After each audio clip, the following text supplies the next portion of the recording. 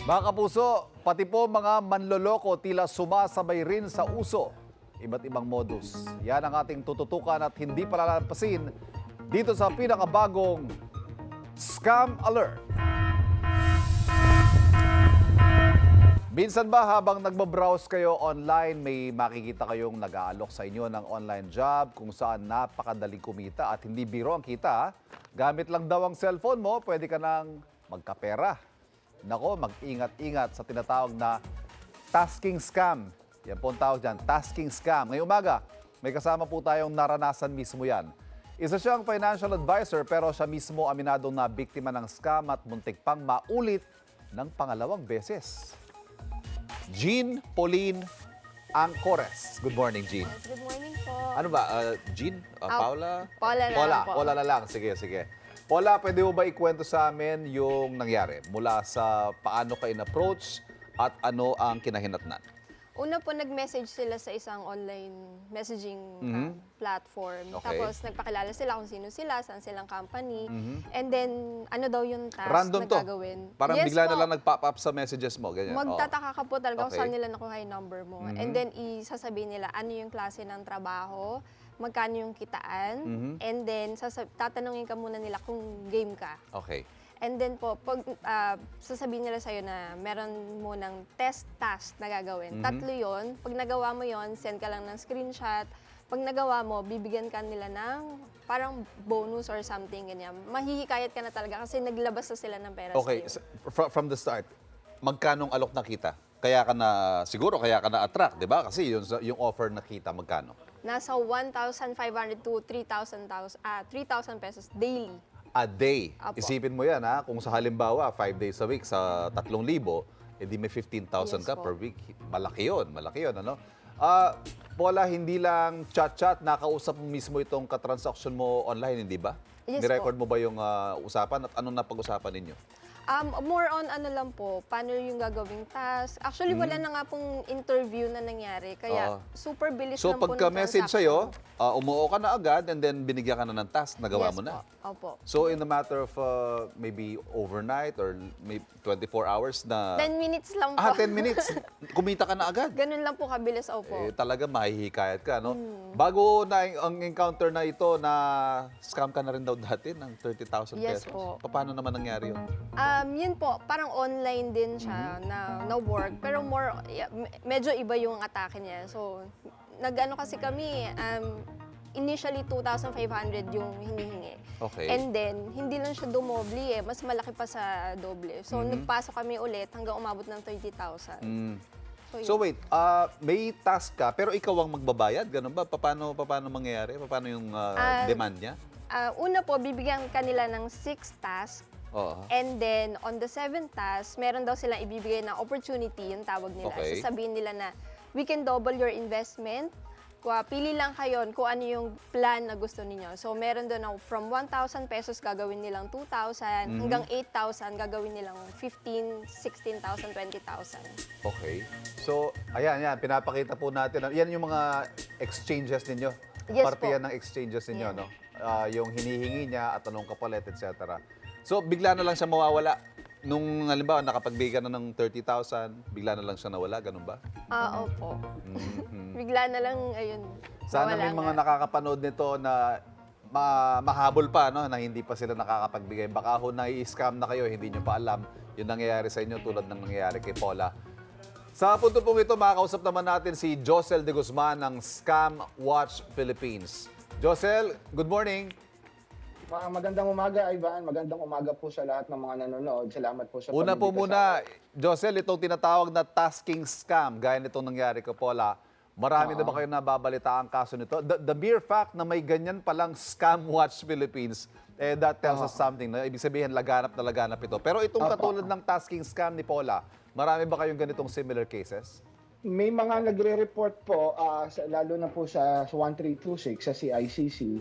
Yung mga na-encounter po namin dyan, halos ang ginagawa, kapag nahuli na pag nabiktima na sila kapag nakapagbigay na sila ng pera, doon sila nagre-report. Kaya ang ginagawa po namin, prevention po yung education namin. Kasi kapag let's say nakuhanan ka na ng pera, kahit na mai-report mo yan, more likely hindi mo na po marirecover yung pera mo. Kasi yung task Kasi yung task cam na yan, ang dapat mong isipin ng mga nanonood sa atin, pag nag-a-apply po kayo ng trabaho, parang hindi po yung trabaho ang pupunta sa inyo. Kasi random po yung Yes. pagpapadala ng SMS. Ngayon po, ginagamit na yung OTT kasi mayroong SIM card registration law na tayo. Tapos, magbibigay pa yan ng mga address para sabihin legitimate sila. Pagkatapos, pag sumama ka, dadaling ka nila sa ibang platform. Meron pang mga kaso na pag nandun ka na sa chat group, parang ang dami na hindi lang ikaw palalabasin nila na okay, task completed. Tapos pag sinachat mo yung iba, hindi ka nila sasagutin kasi lahat ng mga nandun sa chat group na yon na para iparamdam na hindi ka nag-iisa, mga kasabot din. So ang unang mangyayari diyan, Ito, tumatango si Paula, oh, kasi ganyan na ganyan siguro yung naging experience mo, Oo. Paula. No? Tama po. Oo. So, yung susunod na mangyayari dyan, ginamify kasi nila, tapos bibigyan kanila ng task. Ang pwede mong unang kitangin dyan, mga 600 eh. Mga 600 hanggang 1,000. Pagkatapos noon, magle-level up ka na. Pag nag-level up ka na, pataas ng pataas yung hihingin sa'yo. Kasi kailangan mo rin magbigay ng pera eh. Yes. So, makakatanggap ka ulit. Pero, yung ibibigay mong pera, mas mataas na. Ang problema dito, ang pagkakaiba nito sa mga ibang text scam or messaging scam, nakakatanggap ka ng pera. So, yung mga biktima, kapag let's say Yes. may kaibigan ka, ay hindi, totoo to kasi nakatanggap ako ng 120, tapos sumunod, 120. I was going to point out, Josel, na ito yung common sa mga kaso, no? Pasasakayin ka muna eh. Meron ka Pasasakayin ka makukuha initially, kikita ka. Oo. So talagang makukuha yung loob mo until such time na ikaw na yung naglalabas ng pera at ikaw na pala yun na scam. Apo. Josel, normal ngayon yung mga nag-aalok ng remote work. Pero ano kaya ang posibleng palatandaan na scam itong inaalok sa'yo? Ayun. Basta po lahat na po ng trabahong natatanggap nyo sa text, lahat ng job scam na hindi nyo naman hinahanap, okay, yung dumating sa iyo, yung dumating sa phone mo, scam po yun. Kasi kung maghahanap ka ng trabaho, either pinopost po nila yan sa Facebook post nila, sa Facebook page nila, or sa mga website nila. Pero yung darating po sa inyo, yung darating po sa inyo yung anong tawag dito, yung trabaho, yung post-scam na po kagad yun. Hindi Meron po siya kaya legit. mga Kasi ano, ang mga- nangyayari po diyan, Yes. ang nangyayari po kasi diyan, gumagamit po sila ng AI. So random numbers. Hindi ka po AI. so hindi ka po pinili. Let's say si Ivan. Oo. Alam ko yung number mo, may message kita, hindi po siya Yes. ganoon. So ang ginagawa po nila, gagawa po yan ng mga random numbers, halimbawa 0917 5. So lahat ng mga numero sa 09175 lalabas sa isang column. Tapos ang mangyayari dito, lahat ng yan lalagyan nila ng mga messages. Yes, Pag yes. may sumagot, Ayun na. ibig sabihin active yung line. So Okay. yung number mong yon, pag sinagot mong yon, pwede ka pang padala ng iba't ibang scam gamit ng ibang number kahit i-block mo. Yung iba tawag lang eh, yung mga hindi sumasagot. Oo, Tapos oo. mag-hello ka. So Meron alam na nila. kaya siguro para sa kaalaman din ng mga manonood natin, meron kaya mga certain basic questions that you need to ask kung sino man tong lumapit sa'yo? Para malaman mo rin kung matesting mo, baka naman opportunity nga, pero para malaman mo kung ito is scam o hindi. Actually, yung tinuturo namin ngayon, kasi kaya maraming nagkakaskam, kulang tayo sa attitude. So yung attitude na tinuturo namin, yung unang-una dyan, mang-snub.